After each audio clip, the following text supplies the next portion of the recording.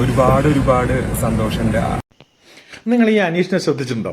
അനീഷ് കൈകൂപ്പി നിൽക്കുന്ന നിങ്ങൾ ശ്രദ്ധിച്ചിട്ടുണ്ടോ?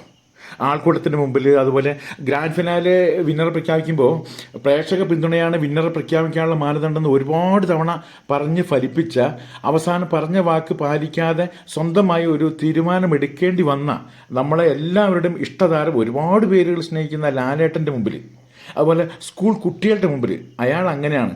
അത് ബഹുമാനാർത്ഥം ഏത് സമയത്തും അയാൾ കൈകൂപ്പും. ശരിക്കും പറഞ്ഞാൽ ഈ ലോകത്തിന് മുമ്പിൽ ഇത്ര വിനയത്തോടെ കൈകൂപ്പി നിൽക്കുന്ന, ആ ബിഗ് ബോസ് ഹൗസിനുള്ളിൽ ഇത്ര മാന്യമായി നിന്ന ഈ മനുഷ്യനായിരുന്നില്ലേ ശരിക്കും ബിഗ് ബോസ് വിജയാക്കേണ്ടിയിരുന്നത്?